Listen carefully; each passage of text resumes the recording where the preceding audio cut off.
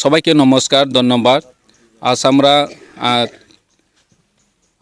46 সুরমা বিধানসভা উপনির্বাচনের র্যালি করেছেন মহাদেব বাজারে। আপনারা দেখেছেন জনগণ স্বতঃস্ফূর্তভাবে জয়েন করেছেন। তো আমরা এই এলাকায় সুরমা বিধানসভা এলাকায় আমরা প্রতিটি ঘরে দৌড় টু দৌড় গিয়ে আমরা বুঝতে পেরেছি এবার বিজেপি পতন অবশ্যভাবে, বিজেপি অবশ্যই পরাজয় হবে। কারণ জনগণ দেখতে পারছেন, বুঝতে পারছেন আগামী বিগত বিধানসভা নির্বাচনে যে ওরা প্রতিশ্রুতি দিয়েছেন, এজেন্ডা নিয়ে এসেছেন যে ঘরে ঘরে রোজগার, মিস কল দিলে চাকরি, বছরে 50,000 চাকরি দেওয়ার মতো ভালো ভালো জনকল্যাণমূলক প্রতিশ্রুতি দিয়েছেন, কিন্তু সবাই মিথ্যা। তো জনগণ বুঝতে পারছেন এলাকায় যে সমস্যা হচ্ছে, রাস্তাঘাটের ব্যবস্থা নাই, পানীয় জলের সুব্যবস্থা নাই, হসপিটালে কোনো ডক্টর নাই, ভালো ডক্টর নাই।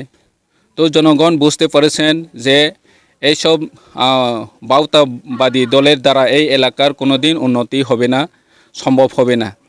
তো আমরা জনগণকে বুঝিয়েছি, জনগণরা বুঝতে পেরেছেন যে আগামী বিধানসভা উপনির্বাচনে তো তিপ্রামথা দলের যিনি আমাদের প্রতিনিধি হিসাবে মনোনীত হয়েছে বাবুরান ছদ্মনামে মহারাজার মনোনীত প্রার্থী, ওনাকে সবাই ভোট দেবেন, এসব প্রতিশ্রুতি আমরা পেয়েছি। আমরা আশা করি আগামী বুথে উপনির্বাচনে আমরা বিজয়ী হবে। কেননা আমরা দেখেছি যে বিজেপি হোক, কংগ্রেস হোক, সিপিএম হোক, যতগুলি জাতীয় দলের নেতারা এখানে প্রতিনিধি হয়ে বিধানসভায় বিধায়ক হিসেবে ওরা এলাকার জন্য কিছুই করতে পারেনি। এলাকার রাস্তাঘাটের ব্যবস্থা খুবই খারাপ, শিক্ষা ব্যবস্থা খুবই খারাপ। আমরা যখন আমাদের অধিকারের জন্য দাবি করি তখন ওরা এলিগেশন করে আমরা নাকি সাম্প্রদায়িক দল। আমি তাদেরকে বলতে চাই আমরা সাম্প্রদায়িক দল নই, আমরা তিপ্রামথা কোনো সাম্প্রদায়িক দল হতে পারে না। আমরা চাই আমাদের অধিকার চাওয়ার, জনগণের অধিকার চাওয়ার কোনো সাম্প্রদায়িক নয়।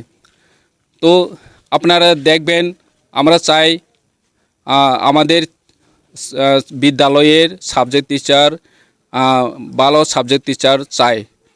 তার মানে এই নয় যে আগরতলা থেকে সাবজেক্ট টিচার এনে এইসব এলাকার পোস্টিং দেওয়া হোক।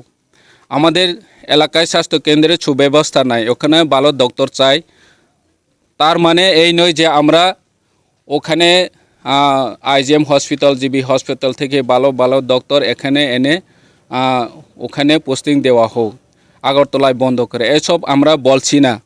আমরা চাই আমরাও আগরতলার মতো, উদয়পুরের মতো, ধর্মনগরের মতো এই সব সুরমা এলাকাতেও সব ব্যবস্থা হোক, সেটাই আমরা চাই।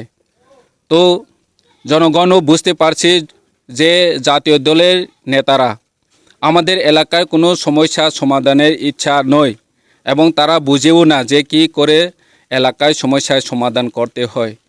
এর জন্য আমরা মহারাজার নেতৃত্বে বাবুরাম ছদ্মনামেকে মনোনীত প্রার্থী হিসেবে মনোনীত করেছেন। উনি একজন সৎ ব্যক্তি, শিক্ষিত ব্যক্তি, 10,323-এর চাকরিচ্যুত ব্যক্তি। উনি বুঝে গরিবের অবস্থা যারা বুঝে ওরাই গরিবের সমস্যার সমাধান করতে পারবে, এই হচ্ছে জনগণের দাবি। তো আগামী দিনে অবশ্যই আমরা জিতব। জনগণের যে স্বতঃস্ফূর্ত যে সাপোর্ট রয়েছে, রিয়াকশন দিয়েছে, ওরা সবাই আগামী 23 তারিখে আমাদের প্রতিনিধি বাবুরান ছদ্মনামেকে ভোট দেবেন। আশা করি আমরা জয় অবশ্যই হবে। ধন্যবাদ।